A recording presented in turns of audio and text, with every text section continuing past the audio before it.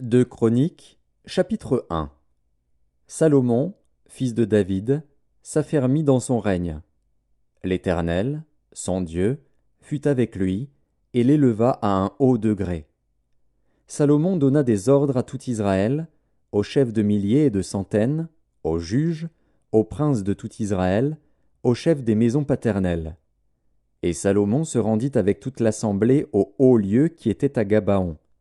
Là se trouvait la tente d'assignation de Dieu, faite dans le désert par Moïse, serviteur de l'Éternel.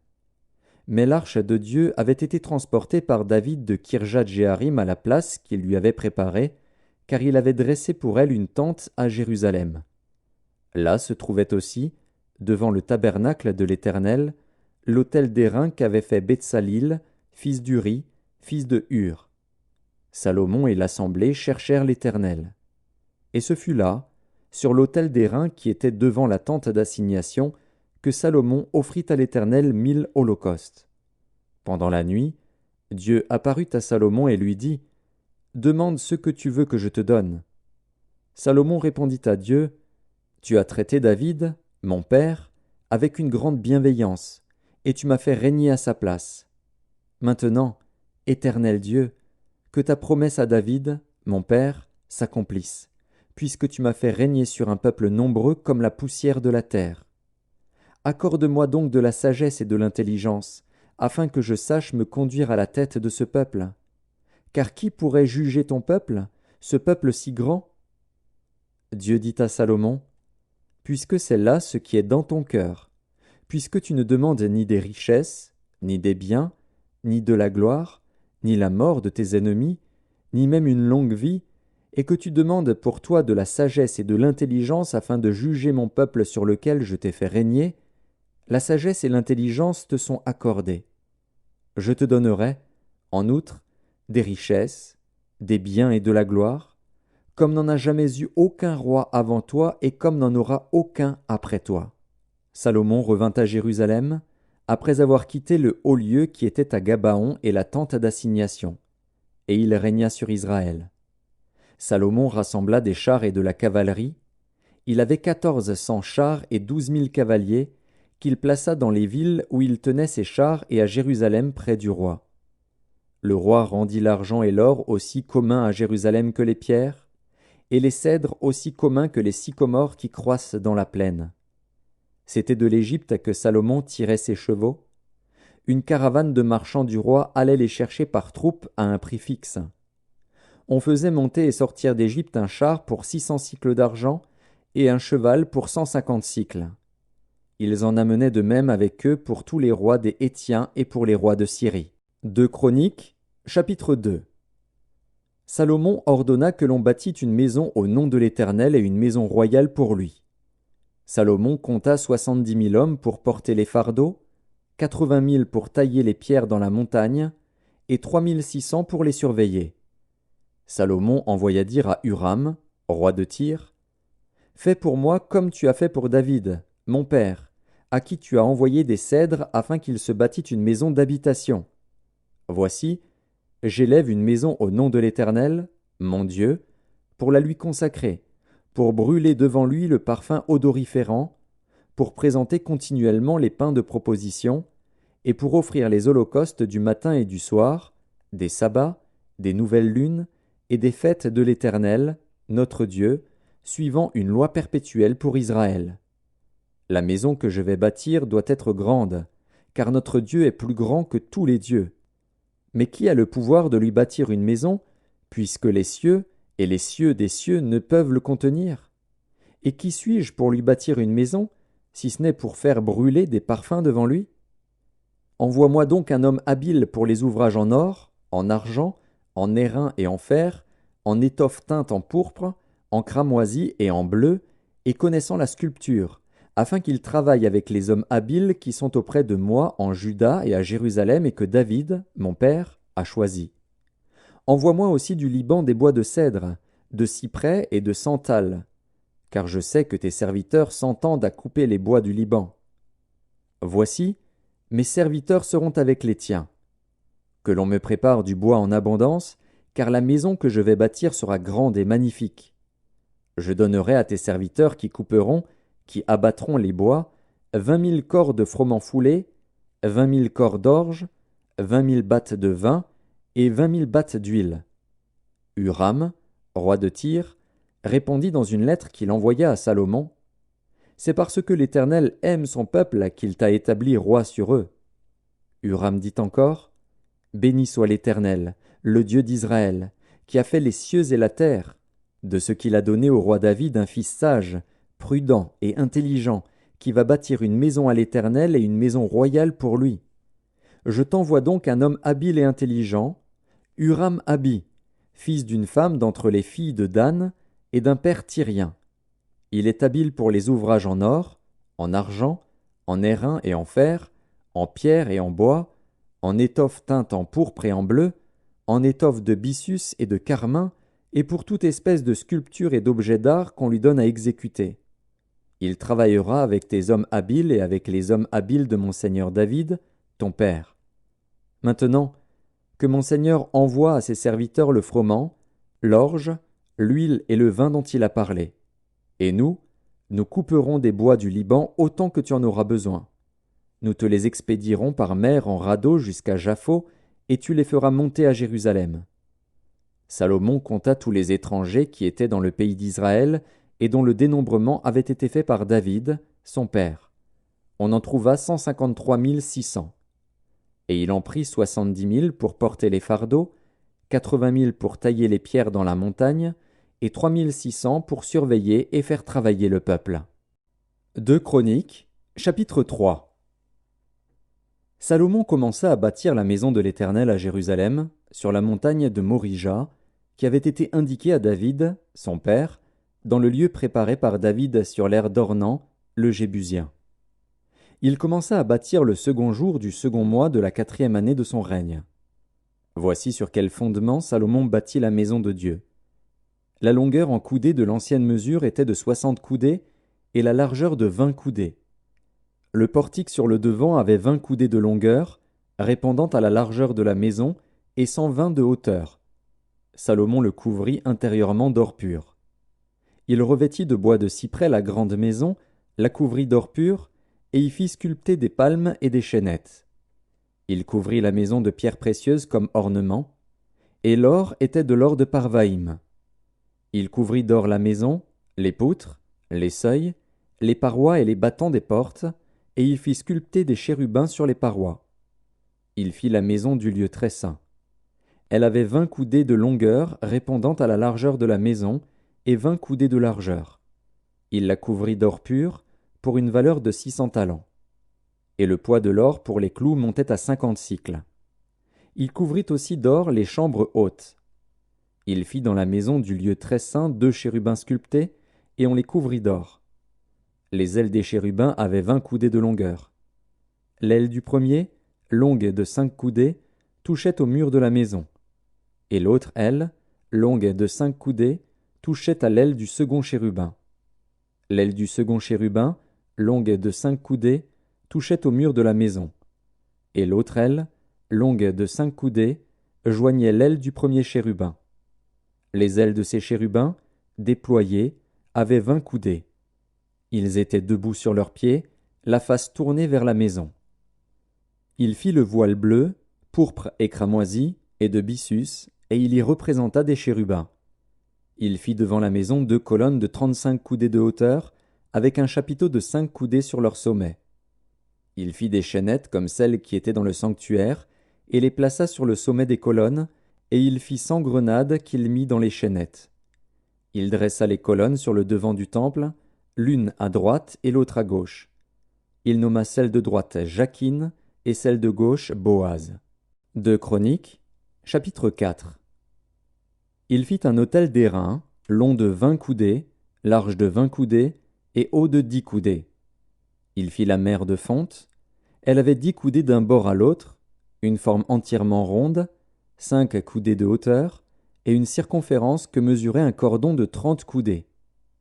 Des figures de bœufs l'entouraient au-dessous de son bord, 10 par coudée, faisant tout le tour de la mer. Les bœufs, disposés sur 2 rangs, étaient fondus avec elle en une seule pièce. Elle était posée sur 12 bœufs, dont 3 tournaient vers le nord, 3 tournaient vers l'occident, 3 tournaient vers le midi, et 3 tournaient vers l'orient. La mer était sur eux, et toute la partie postérieure de leur corps était en dedans. Son épaisseur était d'un palme, et son bord, semblable au bord d'une coupe, était façonné en fleurs de lys. Elle pouvait contenir 3000 battes.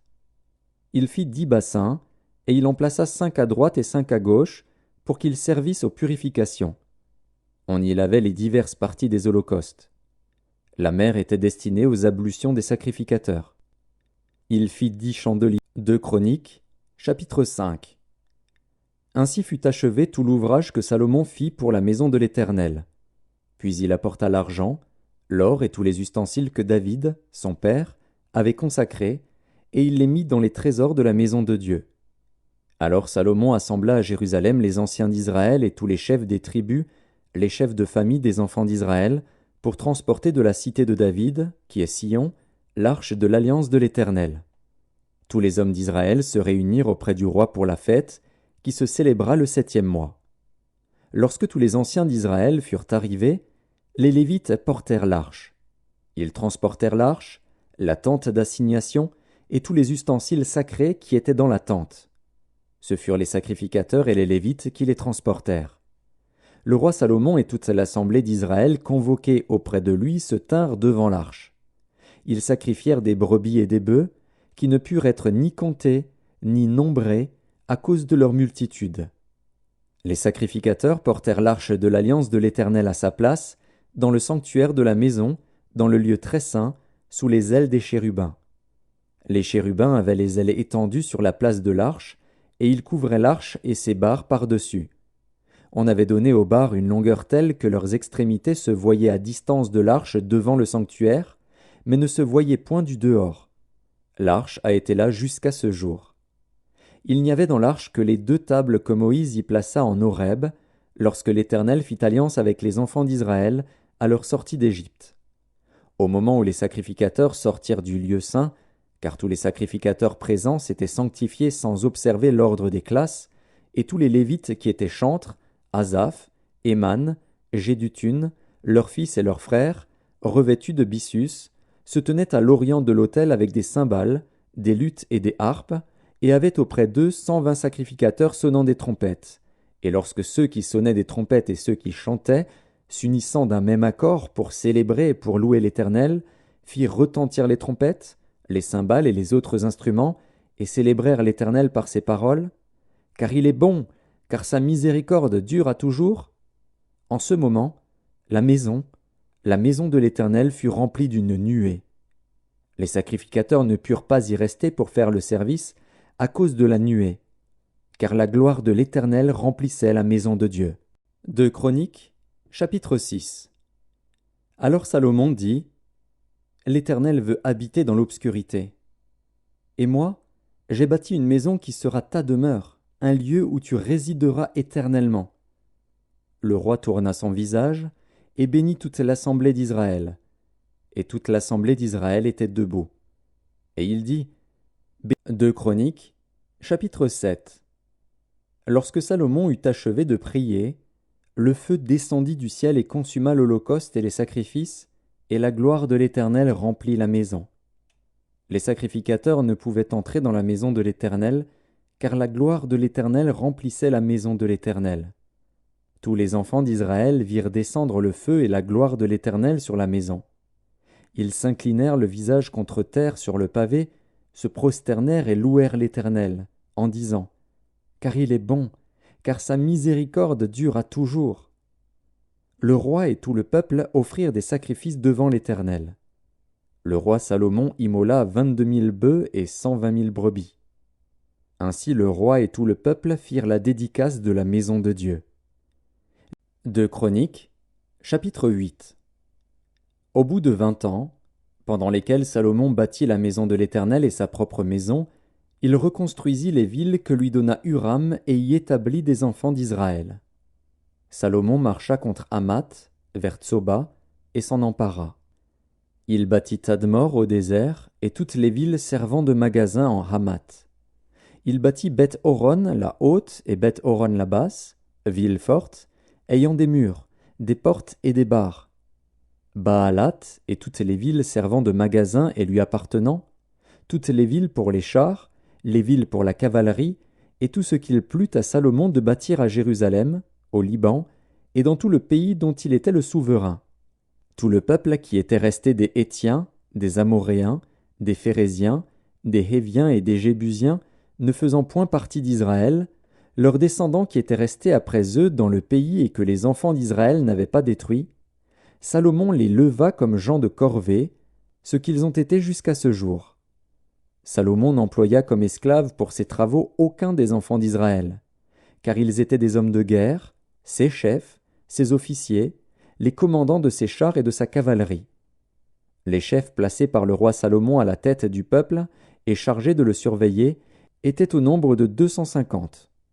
Salomon fit monter la fille de Pharaon de la cité de David dans la maison qu'il lui avait bâtie, car il dit « Ma femme n'habitera pas dans la maison de David, roi d'Israël, parce que les lieux où est entrée l'arche de l'Éternel sont saints. » Alors Salomon offrit des holocaustes à l'Éternel sur l'autel de l'Éternel, qu'il avait construit devant le portique. Il offrait ce qui était prescrit par Moïse pour chaque jour, pour les sabbats, pour les nouvelles lunes et pour les fêtes, 3 fois l'année, à la fête des pains sans levain, à la fête des semaines et à la fête des tabernacles. Il établit dans leurs fonctions, telles que les avait réglées David, son père, les classes des sacrificateurs selon leur office, les Lévites selon leur charge, consistant à célébrer l'Éternel et à faire jour par jour le service en présence des sacrificateurs, et les portiers distribués à chaque porte d'après leur classe. Car ainsi l'avait ordonné David, homme de Dieu. On ne s'écarta point de l'ordre du roi pour les sacrificateurs et les Lévites, ni pour aucune chose, ni pour ce qui concernait les trésors. Ainsi fut dirigée toute l'œuvre de Salomon, jusqu'au jour où la maison de l'Éternel fut fondée et jusqu'à celui où elle fut terminée. La maison de l'Éternel fut donc achevée. Salomon partit alors pour Edjon-Guéber et pour Élot, sur les bords de la mer, dans le pays d'Édom. Et Huram lui envoya par ses serviteurs des navires et des serviteurs connaissant la mer. Ils allèrent avec les serviteurs de Salomon à Ophir, et ils y prirent 450 talents d'or, qu'ils apportèrent au roi Salomon. 2 Chroniques, chapitre 9. La reine de Séba apprit la renommée de Salomon, et elle vint à Jérusalem pour l'éprouver par des énigmes. Elle avait une suite fort nombreuse, et des chameaux portant des aromates, de l'or en grande quantité et des pierres précieuses. Elle se rendit auprès de Salomon, et elle lui dit tout ce qu'elle avait dans le cœur. Salomon répondit à toutes ses questions, et il n'y eut rien que Salomon ne sût lui expliquer. La reine de Séba vit la sagesse de Salomon, et la maison qu'il avait bâtie, et les mets de sa table, et la demeure de ses serviteurs, et les fonctions et les vêtements de ceux qui le servaient, et ses échansons et leurs vêtements, et les degrés par lesquels on montait à la maison de l'Éternel. Or d'elle-même, elle dit au roi, « C'était donc vrai ce que j'ai appris dans mon pays au sujet de ta position et de ta sagesse. Je ne croyais pas ce qu'on en disait, avant d'être venu et d'avoir vu de mes yeux. Et voici, on ne m'a pas raconté la moitié de la grandeur de ta sagesse.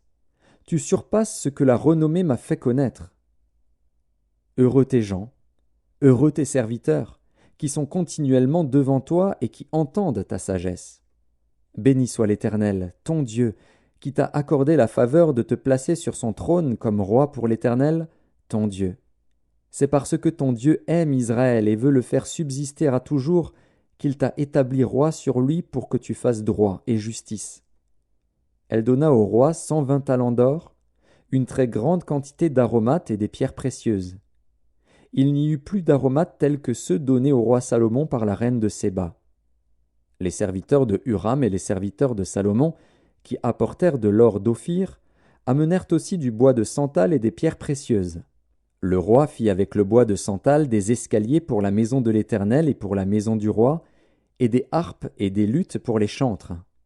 On n'en avait pas vu de semblable auparavant dans le pays de Juda. Le roi Salomon donna à la reine de Séba tout ce qu'elle désira, ce qu'elle demanda, plus qu'elle n'avait apporté au roi. Puis elle s'en retourna et alla dans son pays, elle et ses serviteurs. Le poids de l'or qui arrivait chaque année à Salomon était de 666 talents d'or, outre ce qu'il retirait des négociants et des marchands qui en apportaient, de tous les rois d'Arabie et des gouverneurs du pays qui apportaient de l'or et de l'argent à Salomon. Le roi Salomon fit 200 grands boucliers d'or battus, pour chacun desquels il employa 600 cycles d'or battus, et 300 autres boucliers d'or battus, pour chacun desquels il employa 300 cycles d'or. Et le roi les mit dans la maison de la forêt du Liban. Le roi fit un grand trône d'ivoire, et le couvrit d'or pur. Ce trône avait 6 degrés, et un marchepied d'or attenant au trône. Il y avait des bras de chaque côté du siège. 2 lions étaient près des bras, et 12 lions sur les 6 degrés de part et d'autre. Il ne s'est rien fait de pareil pour aucun royaume. Toutes les coupes du roi Salomon étaient d'or, et toute la vaisselle de la maison de la forêt du Liban était d'or pur. Rien n'était d'argent, on n'en faisait aucun cas du temps de Salomon. Car le roi avait des navires de Tarsis naviguant avec les serviteurs de Huram.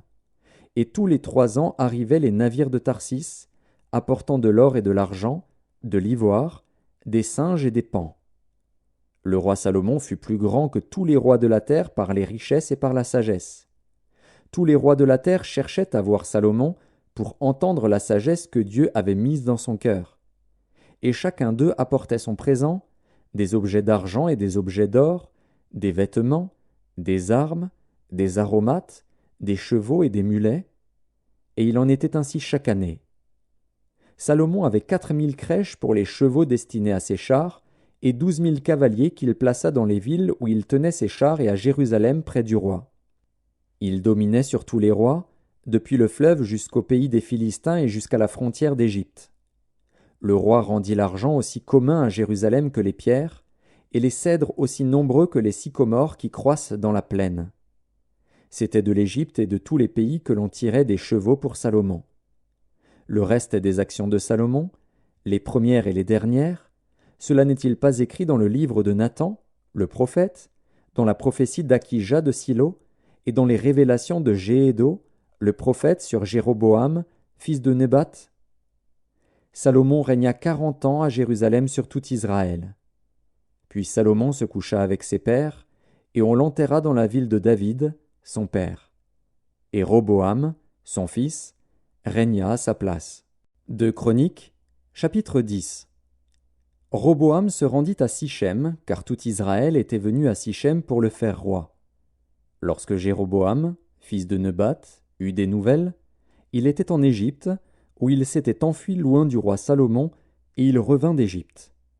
On l'envoya appeler. Alors Jéroboam et tout Israël vinrent vers Roboam et lui parlèrent ainsi.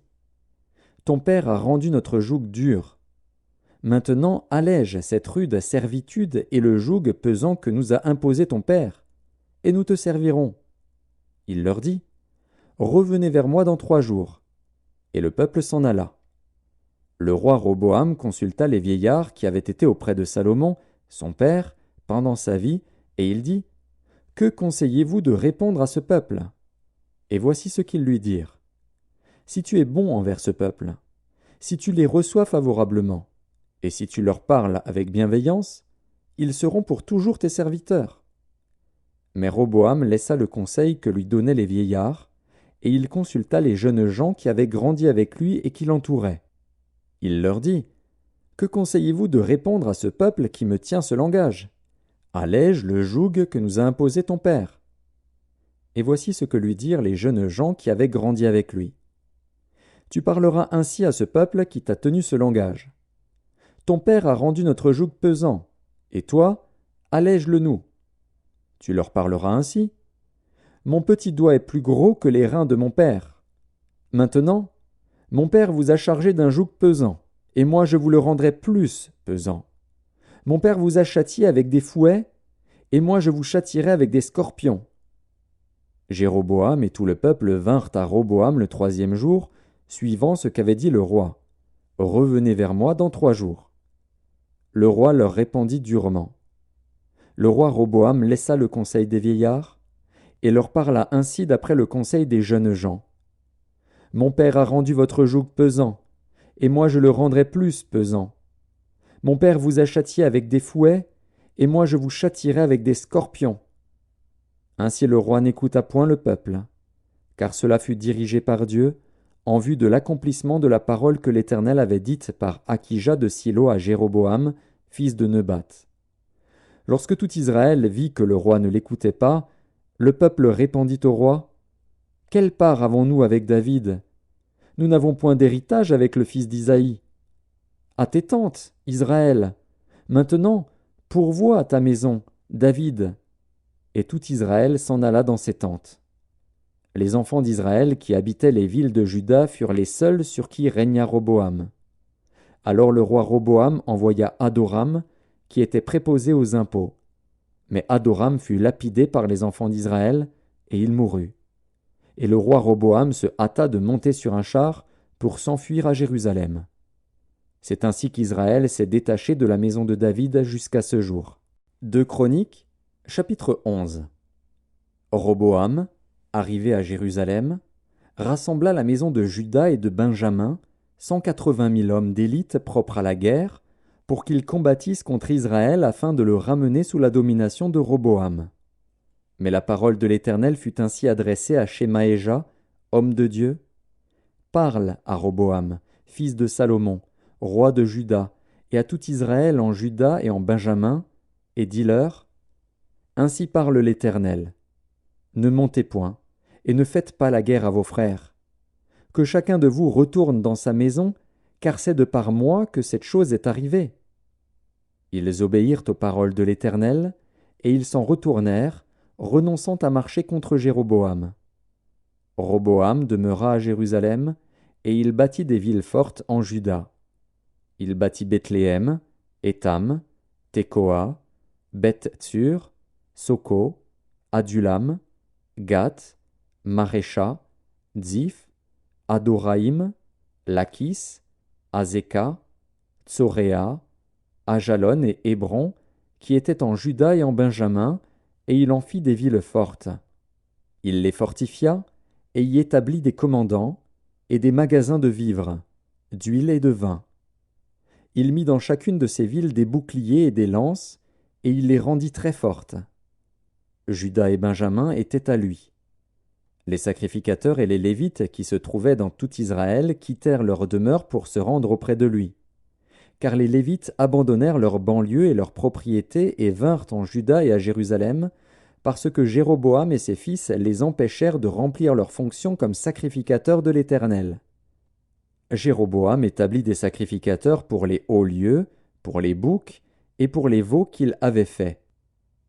Ceux de toutes les tribus d'Israël qui avaient à cœur de chercher l'Éternel, le Dieu d'Israël, suivirent les Lévites à Jérusalem pour sacrifier à l'Éternel, le Dieu de leur père. Ils donnèrent ainsi de la force au royaume de Juda et affermirent Roboam, fils de Salomon, pendant 3 ans, car ils marchèrent pendant 3 ans dans la voie de David et de Salomon. Roboam prit pour femme Mahalat, fille de Jérimoth, fils de David et d'Abikaïl, fille d'Éliab, fils d'Isaïe. Elle lui enfanta des fils, Josh, Shemaria et Tzaham. Après elle, il prit Maaka, fille d'Absalom. Elle lui enfanta Abija, Ataï, Ziza et Shélomis. Roboam aimait Maaka, fille d'Absalom, plus que toutes ses femmes et ses concubines. Car il eut 18 femmes et 60 concubines, et il engendra 28 fils et 60 filles. Roboam donna le premier rang à Abija, fils de Maaka, et l'établit chef parmi ses frères, car il voulait le faire roi. Il agit avec habileté en dispersant tous ses fils dans toutes les contrées de Juda et de Benjamin, dans toutes les villes fortes. Il leur fournit des vivres en abondance et demanda pour eux une multitude de femmes. 2 Chroniques, chapitre 12. Lorsque Roboam se fut affermi dans son royaume et qu'il eut acquis de la force, il abandonna la loi de l'Éternel, et tout Israël l'abandonna avec lui. La 5e année du règne de Roboam, Shishak, roi d'Égypte, monta contre Jérusalem, parce qu'ils avaient péché contre l'Éternel. Il avait 1200 chars et 60 000 cavaliers. Et il vint d'Égypte avec lui un peuple innombrable, des Libyens, des Sukiens et des Éthiopiens. Il prit les villes fortes qui appartenaient à Juda et arriva jusqu'à Jérusalem. Alors Shemaéja, le prophète, se rendit auprès de Roboam et des chefs de Juda qui s'étaient retirés dans Jérusalem à l'approche de Shishak, et il leur dit: Ainsi parle l'Éternel. Vous m'avez abandonné, je vous abandonne aussi, et je vous livre entre les mains de Shishak. Les chefs d'Israël et le roi s'humilièrent et dirent: L'Éternel est juste. Et quand l'Éternel vit qu'il s'humiliait, la parole de l'Éternel fut ainsi adressée à Shemaéja. Ils se sont humiliés, je ne les détruirai pas, je ne tarderai pas à les secourir, et ma colère ne se répandra pas sur Jérusalem par Shishak. Mais ils lui seront assujettis, et ils sauront ce que c'est que me servir ou servir les royaumes des autres pays. Shishak, roi d'Égypte, monta contre Jérusalem. Il prit les trésors de la maison de l'Éternel et les trésors de la maison du roi, il prit tout. Il prit les boucliers d'or que Salomon avait faits. Le roi Roboam fit à leur place des boucliers d'airain, et il les remit aux soins des chefs des coureurs, qui gardaient l'entrée de la maison du roi. Toutes les fois que le roi allait à la maison de l'Éternel, les coureurs venaient et les portaient, puis il les rapportait dans la chambre des coureurs. Comme Roboam s'était humilié, l'Éternel détourna de lui sa colère et ne le détruisit pas entièrement. Et il y avait encore de bonnes choses en Juda. Le roi Roboam s'affermit dans Jérusalem et régna. Il avait 41 ans lorsqu'il devint roi, et il régna 17 ans à Jérusalem, la ville que l'Éternel avait choisie sur toutes les tribus d'Israël pour y mettre son nom. Sa mère s'appelait Naama, l'Ammonite. Il fit le mal, parce qu'il n'appliqua pas son cœur à chercher l'Éternel.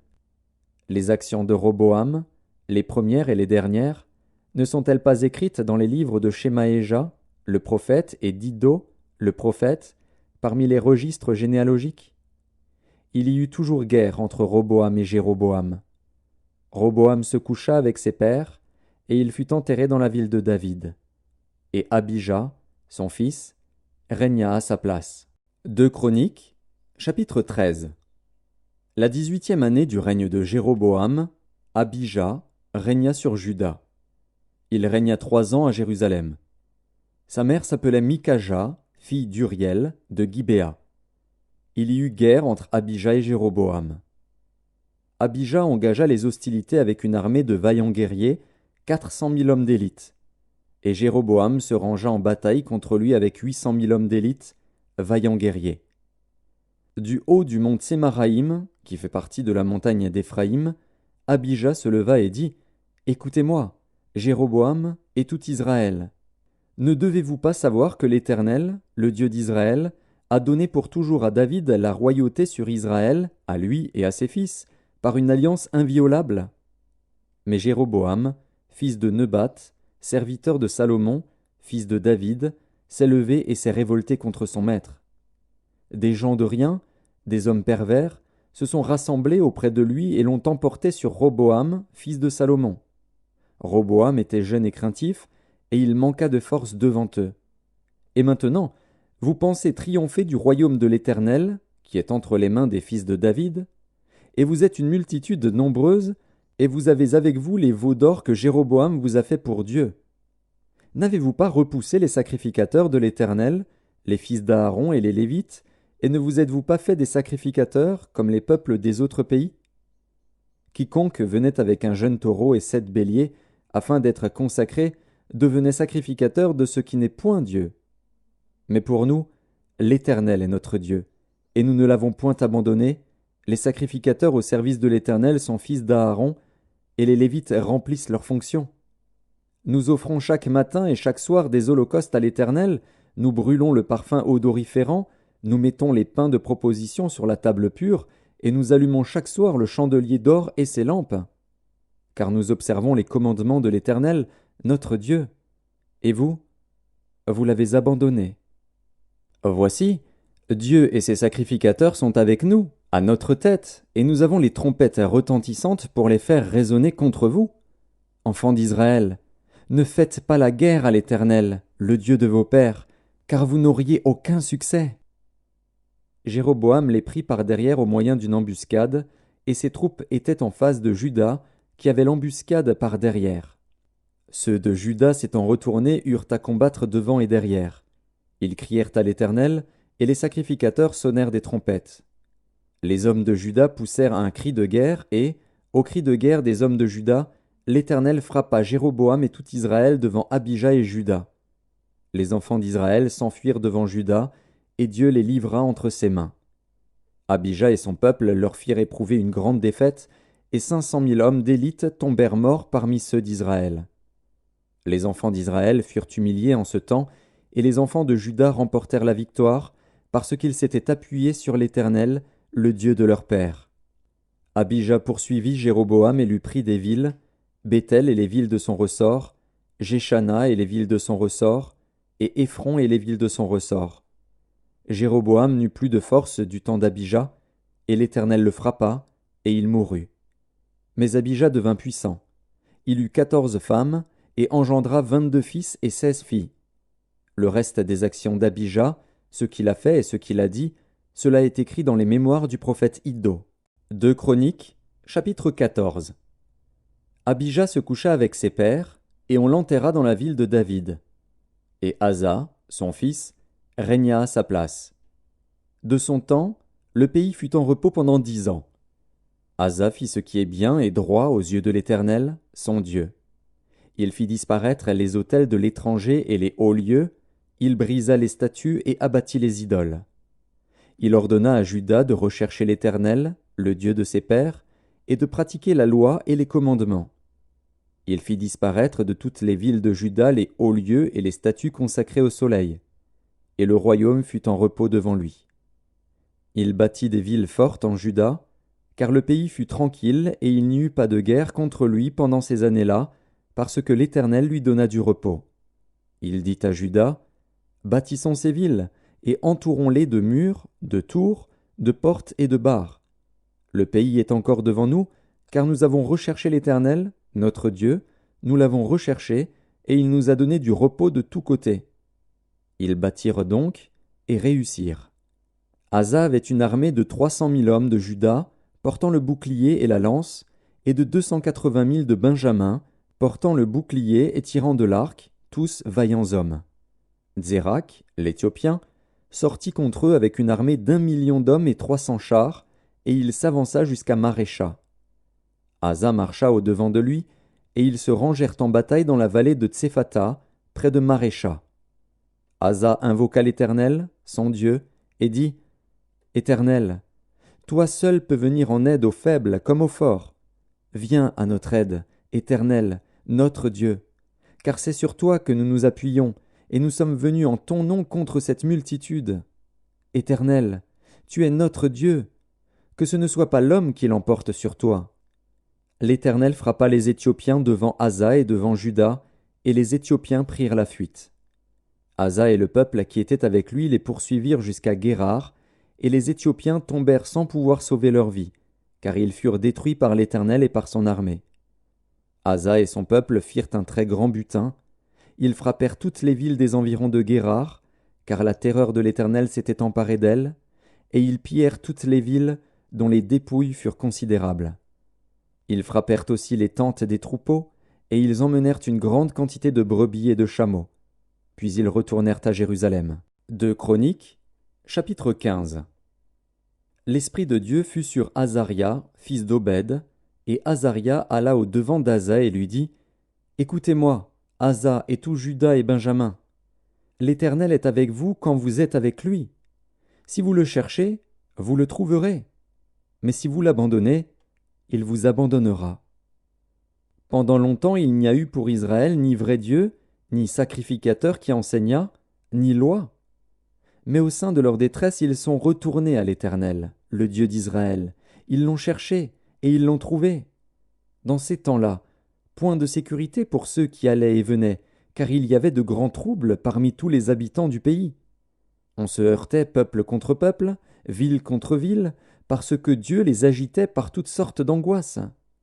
Vous donc, fortifiez-vous, et ne laissez pas vos mains s'affaiblir, car il y aura un salaire pour vos œuvres. » Après avoir entendu ces paroles et la prophétie d'Obed le prophète, Asa se fortifia et fit disparaître les abominations de tout le pays de Juda et de Benjamin, et des villes qu'il avait prises dans la montagne d'Éphraïm, et il restaura l'autel de l'Éternel qui était devant le portique de l'Éternel. Il rassembla tout Juda et Benjamin, et ceux d'Éphraïm, de Manassé et de Siméon qui habitaient parmi eux, car un grand nombre de gens d'Israël se joignirent à lui lorsqu'ils virent que l'Éternel, son Dieu, était avec lui. Ils s'assemblèrent à Jérusalem le 3e mois de la 15e année du règne d'Asa. Ce jour-là, ils sacrifièrent à l'Éternel, sur le butin qu'ils avaient amené, 700 bœufs et 7000 brebis. Ils prirent l'engagement de chercher l'Éternel, le Dieu de leur père, de tout leur cœur et de toute leur âme. Et quiconque ne chercherait pas l'Éternel, le Dieu d'Israël, devait être mis à mort, petits ou grands, hommes ou femmes. Ils jurèrent fidélité à l'Éternel à voix haute, avec des cris de joie, et au son des trompettes et des cors. Tout Juda se réjouit de ce serment, car ils avaient juré de tout leur cœur, ils avaient cherché l'Éternel de plein gré, et ils l'avaient trouvé, et l'Éternel leur donna du repos de tous côtés. Le roi Asa enleva même à Maaka, sa mère, la dignité de reine, parce qu'elle avait fait une idole pour Astarté. Asa abattit son idole, qu'il réduisit en poussière, et la brûla au torrent de Cédron. Mais les hauts lieux ne disparurent point d'Israël, quoique le cœur d'Asa fût en entier à l'Éternel pendant toute sa vie. Il mit dans la maison de Dieu les choses consacrées par son père et par lui-même, de l'argent, de l'or et des vases. Il n'y eut point de guerre jusqu'à la 35e année du règne d'Asa. 2 Chroniques, chapitre 16. La 36e année du règne d'Asa, Baécha, roi d'Israël, monta contre Juda, et il bâtit Rama pour empêcher ceux d'Asa, roi de Juda, de sortir et d'entrer. Asa sortit de l'argent et de l'or des trésors de la maison de l'Éternel et de la maison du roi, et il envoya des messagers vers Ben-Hadad, roi de Syrie, qui habitait à Damas. Il lui fit dire « Qu'il y ait une alliance entre moi et toi, comme il y en eut une entre mon père et ton père. Voici, je t'envoie de l'argent et de l'or. Va, romps ton alliance avec Baécha, roi d'Israël, afin qu'il s'éloigne de moi. » Ben-Hadad écouta le roi Asa. Il envoya les chefs de son armée contre les villes d'Israël, et ils frappèrent Ijon, Dan, Abel-Maïm, et tous les magasins des villes de Nephtali. Lorsque Baécha l'apprit, il cessa de bâtir Rama et interrompit ses travaux. Le roi Asa occupa tout Juda à emporter les pierres et le bois que Baécha employait à la construction de Rama, et il s'en servit pour bâtir Géba et Mitzpa. Dans ce temps-là, Hanani, le voyant, alla auprès d'Asa, roi de Juda, et lui dit « Parce que tu t'es appuyé sur le roi de Syrie et que tu ne t'es pas appuyé sur l'Éternel, ton Dieu, l'armée du roi de Syrie s'est échappée de tes mains. Les Éthiopiens et les Libyens ne formaient-ils pas une grande armée avec des chars et une multitude de cavaliers? Et cependant l'Éternel les a livrés entre tes mains parce que tu t'étais appuyé sur lui. Car l'Éternel étend ses regards sur toute la terre pour soutenir ceux dont le cœur est tout entier à lui. Tu as agi en insensé dans cette affaire, car dès à présent tu auras des guerres. » Asa fut irrité contre le voyant, et il le fit mettre en prison, parce qu'il était en colère contre lui. Et dans le même temps, Asa opprima aussi quelques-uns du peuple. Les actions d'Asa, les premières et les dernières, sont écrites dans le livre des rois de Juda et d'Israël. La 39e année de son règne, Asa eut les pieds malades au point d'éprouver de grandes souffrances. Même pendant sa maladie, il ne chercha pas l'Éternel, mais il consulta les médecins. Asa se coucha avec ses pères, et il mourut la 41e année de son règne. On l'enterra dans le sépulcre qu'il s'était creusé dans la ville de David. On le coucha sur un lit qu'on avait garni d'aromates et de parfums préparés selon l'art du parfumeur, et l'on en brûla en son honneur une quantité très considérable. 2 Chroniques, chapitre 17. Josaphat, son fils, régna à sa place. Il se fortifia contre Israël.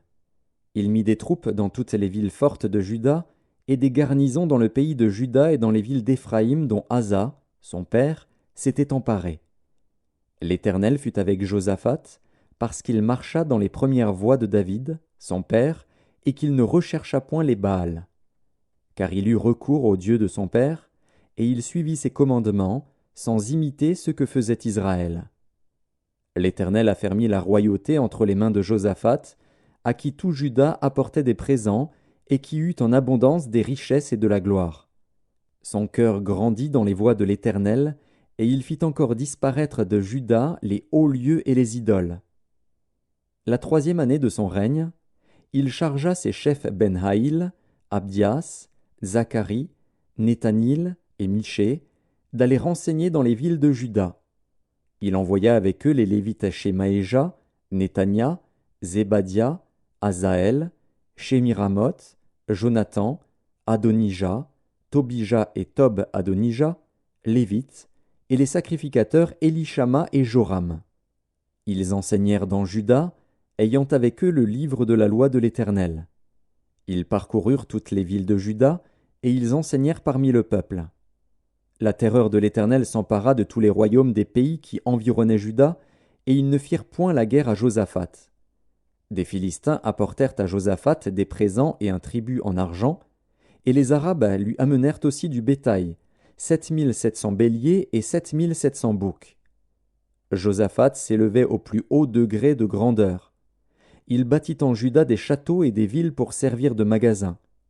Il fit exécuter beaucoup de travaux dans les villes de Juda, et il avait à Jérusalem de vaillants hommes pour soldats.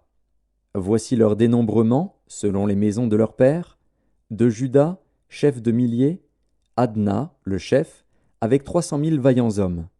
Et à ses côtés, Jochanan, le chef, avec 280 000 hommes. Et à ses côtés, Amazia, fils de Zikri, qui s'était volontairement consacré à l'Éternel, avec 200 000 vaillants hommes.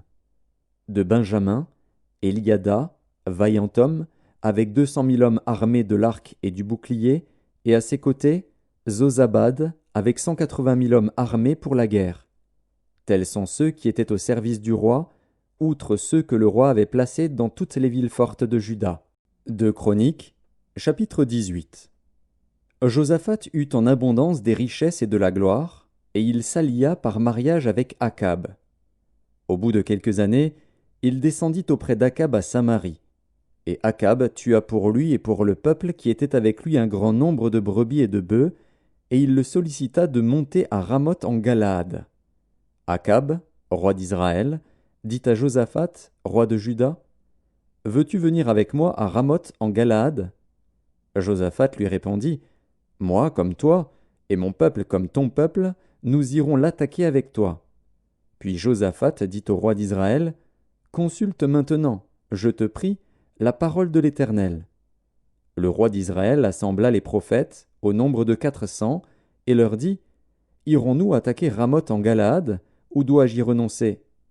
Et ils répondirent, « Monte, et Dieu la livrera entre les mains du roi. » Mais Josaphat dit, « N'y a-t-il plus ici aucun prophète de l'Éternel, par qui nous puissions le consulter ?»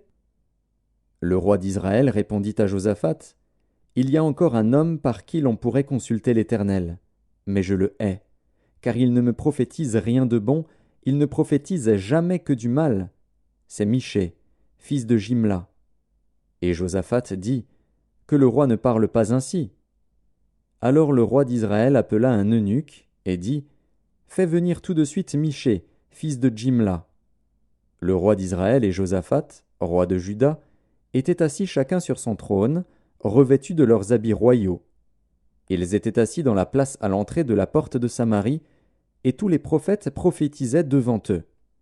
Sédécias, fils de Kenaana, s'était fait des cornes de fer, et il dit, « Ainsi parle l'Éternel. Avec ces cornes, tu frapperas les Syriens jusqu'à les détruire. » Et tous les prophètes prophétisèrent de même, en disant, « Monte à Ramoth en Galaad. Tu auras du succès, et l'Éternel la livrera entre les mains du roi. » Le messager qui était allé appeler Michée lui parla ainsi, « Voici, les prophètes d'un commun accord prophétisent du bien au roi. Que ta parole soit donc comme la parole de chacun d'eux. Annonce du bien. » Michée répondit, « L'Éternel est vivant. J'annoncerai ce que dira mon Dieu. » Lorsqu'il fut arrivé auprès du roi, le roi lui dit, « Michée, irons-nous attaquer Ramoth en Galaad, ou dois-je y renoncer ?»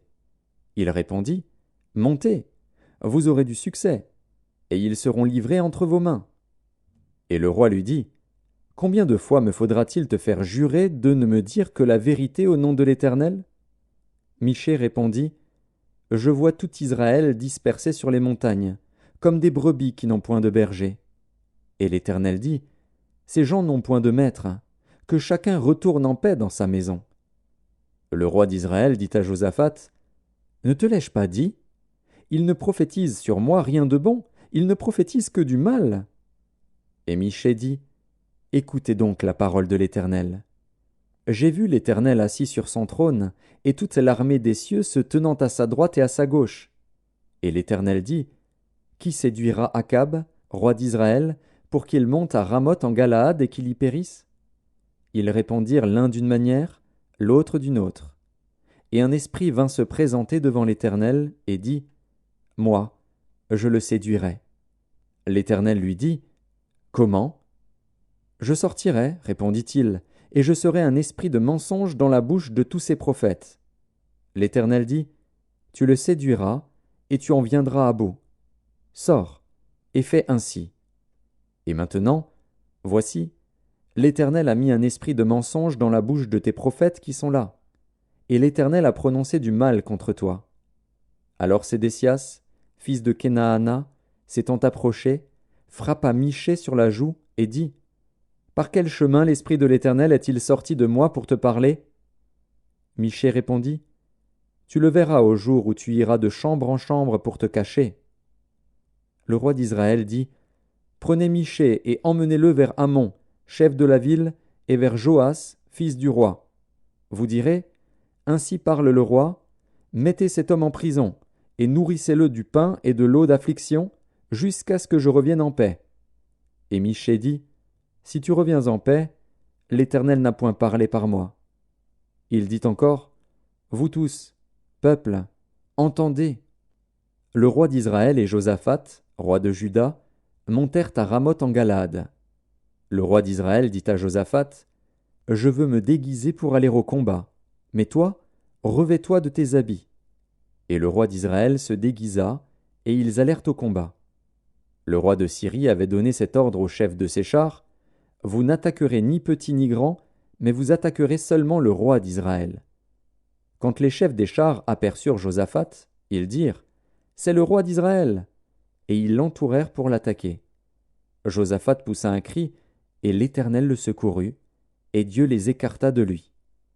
Les chefs des chars, voyant que ce n'était pas le roi d'Israël, s'éloignèrent de lui.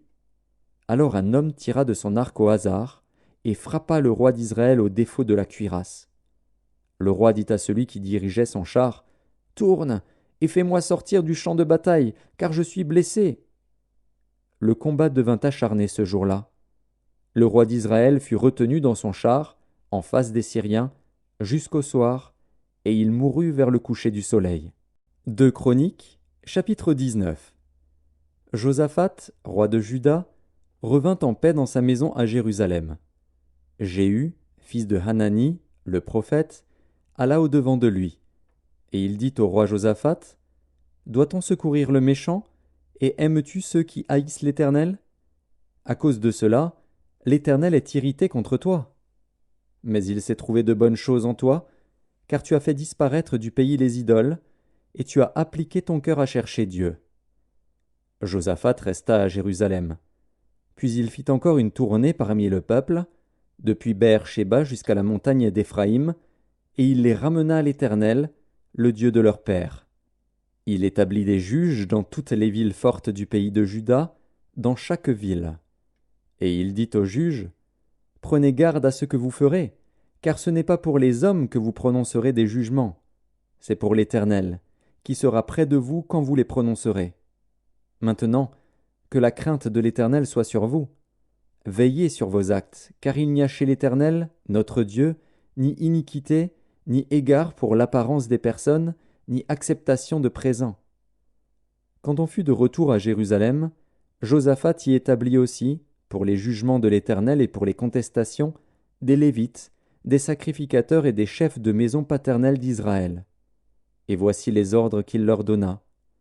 Vous agirez de la manière suivante dans la crainte de l'Éternel, avec fidélité et avec intégrité de cœur. Dans toute contestation qui vous sera soumise par vos frères, établis dans leur ville, relativement à un meurtre, à une loi, à un commandement, à des préceptes et à des ordonnances, vous les éclairerez, afin qu'ils ne se rendent pas coupables envers l'Éternel, et que sa colère n'éclate pas sur vous et sur vos frères. C'est ainsi que vous agirez, et vous ne serez point coupables. Et voici, vous avez à votre tête Amaria, le souverain sacrificateur, pour toutes les affaires de l'Éternel, et Zébadia, fils d'Ismaël, chef de la maison de Juda, pour toutes les affaires du roi, et vous avez devant vous des Lévites comme magistrats. Fortifiez-vous et agissez, et que l'Éternel soit avec celui qui fera le bien. 2 Chroniques, chapitre 20. Après cela, les fils de Moab et les fils d'Ammon, et avec eux des Maonites, marchèrent contre Josaphat pour lui faire la guerre. On vint en informer Josaphat, en disant « Une multitude nombreuse s'avance contre toi depuis l'autre côté de la mer, depuis la Syrie, et ils sont à Hatzatson-Tamar, qui est En-Gedi. » Dans sa frayeur, Josaphat se disposa à chercher l'Éternel, et il publia un jeûne pour tout Juda. Juda s'assembla pour invoquer l'Éternel, et l'on vint de toutes les villes de Juda pour chercher l'Éternel. Josaphat se présenta au milieu de l'assemblée de Juda et de Jérusalem, dans la maison de l'Éternel, devant le nouveau parvis. Et il dit « Éternel, Dieu de nos pères, n'es-tu pas Dieu dans les cieux, et n'est-ce pas toi qui domines sur tous les royaumes des nations? N'est-ce pas toi qui as en main la force et la puissance, et à qui nul ne peut résister? N'est-ce pas toi, ô notre Dieu, qui as chassé les habitants de ce pays devant ton peuple d'Israël, et qui l'a donné pour toujours à la postérité d'Abraham qui t'aimait? Ils l'ont habité, et ils t'y ont bâti un sanctuaire pour ton nom, en disant « S'il nous survient quelque calamité, l'épée, le jugement, la peste ou la famine, nous nous présenterons devant cette maison et devant toi, car ton nom est dans cette maison.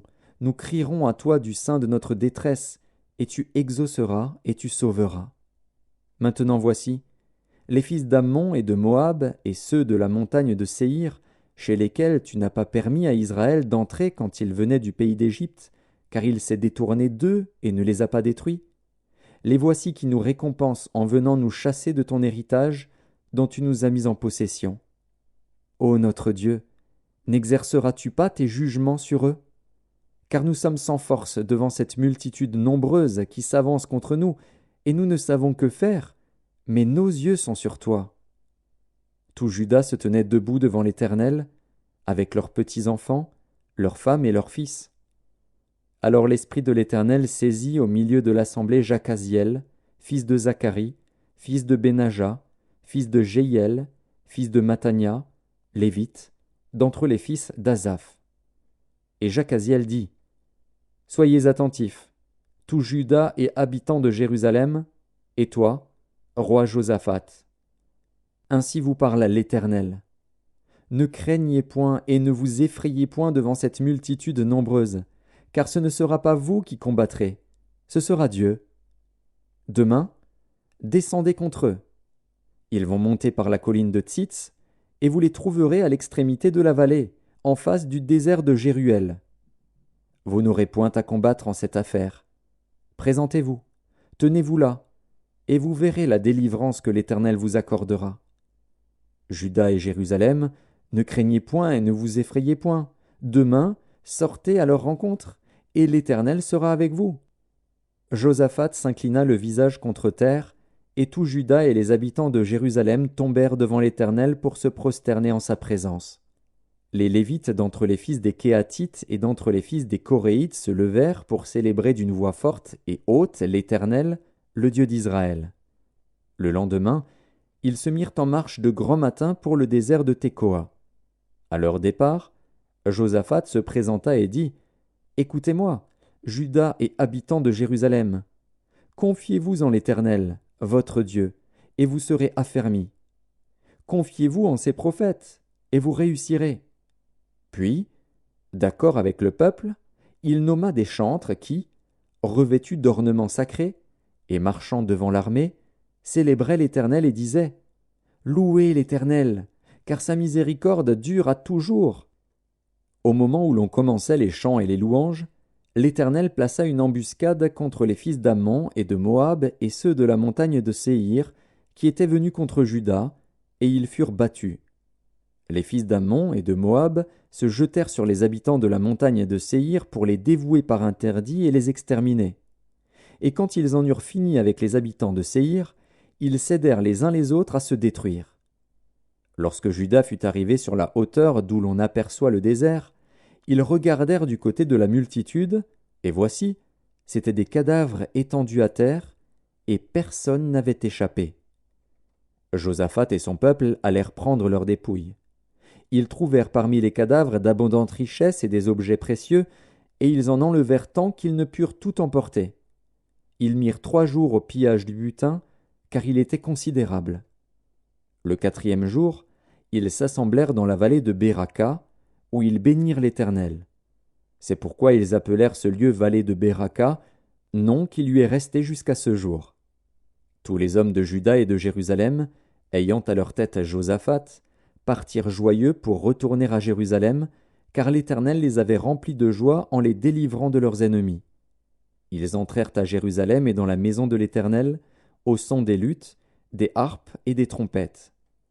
La terreur de l'Éternel s'empara de tous les royaumes des autres pays, lorsqu'ils apprirent que l'Éternel avait combattu contre les ennemis d'Israël. Et le royaume de Josaphat fut tranquille, et son Dieu lui donna du repos de tous côtés. Josaphat régna sur Juda. Il avait 35 ans lorsqu'il devint roi, et il régna 25 ans à Jérusalem. Sa mère s'appelait Azuba, fille de Shilchi.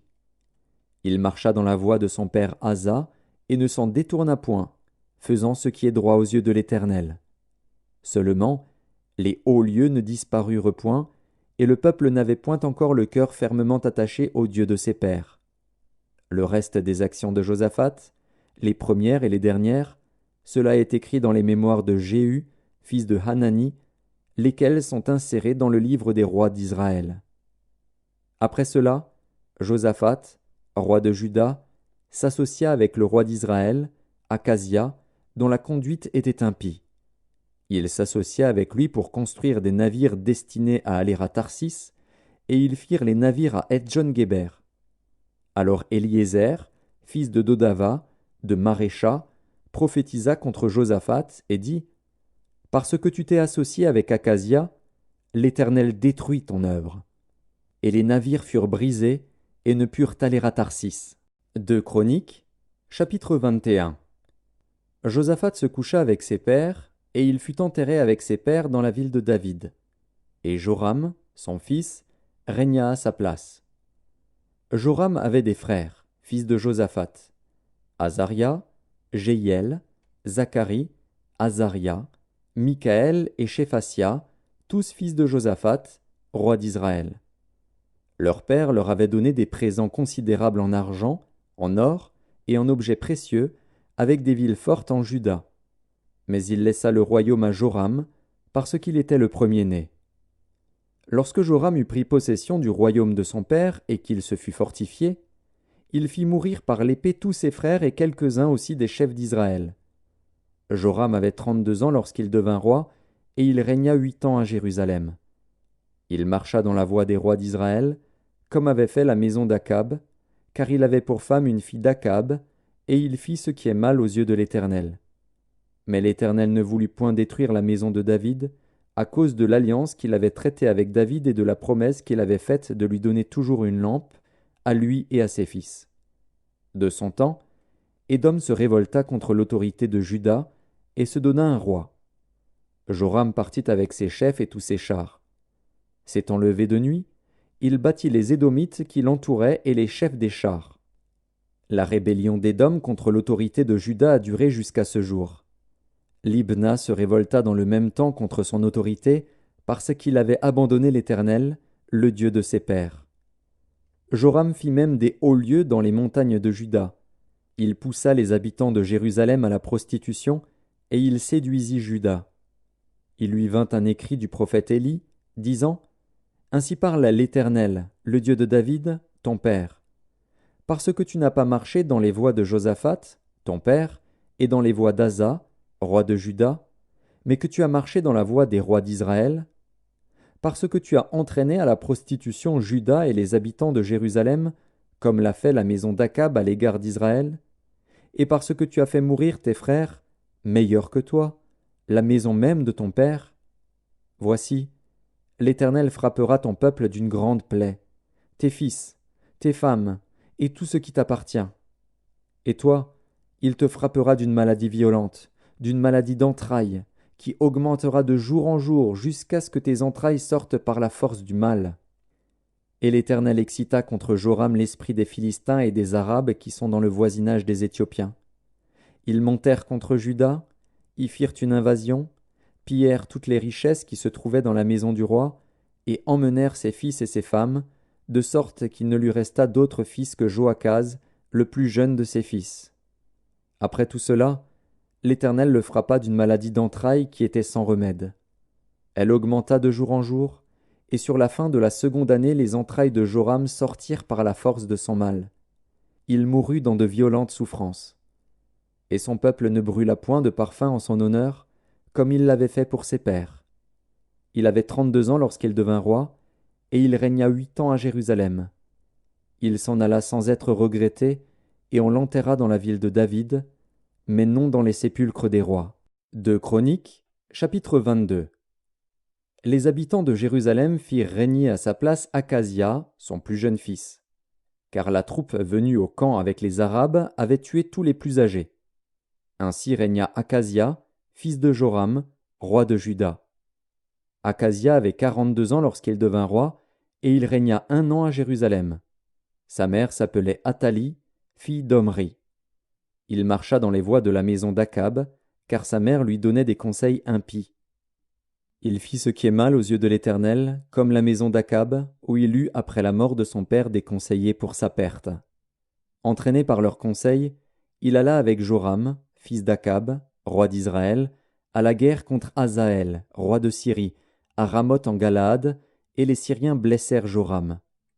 Joram s'en retourna pour se faire guérir à Jizréel des blessures que les Syriens lui avaient faites à Rama lorsqu'il se battait contre Hazaël, roi de Syrie.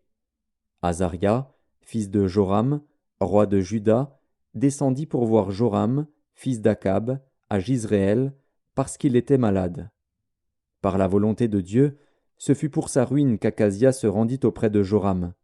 Lorsqu'il fut arrivé, il sortit avec Joram pour aller au-devant de Jéhu, fils de Nimshi, que l'Éternel avait oint pour exterminer la maison d'Akab.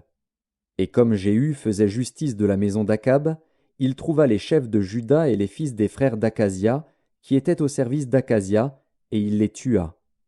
Il chercha Akazia, et on le saisit dans Samarie, où il s'était caché. On l'amena auprès de Jéhu, et on le fit mourir. Puis ils l'enterrèrent, car ils disaient, « C'est le fils de Josaphat, qui cherchait l'Éternel de tout son cœur. » Et il ne resta personne de la maison d'Akazia qui fût en état de régner. Athalie, mère d'Akazia, voyant que son fils était mort, se leva et fit périr toute la race royale de la maison de Juda. Mais Joshabéath, fille du roi, prit Joas, fils d'Akazia, et l'enleva du milieu des fils du roi, quand on les fit mourir. Elle le mit avec sa nourrice dans la chambre d'Élie. Ainsi Joshabéath, fille du roi Joram, femme du sacrificateur Jéhojada, et sœur d'Akazia, le déroba au regard d'Athalie, qui ne le fit point mourir. Il resta 6 ans caché avec eux dans la maison de Dieu, et c'était Athalie qui régnait dans le pays.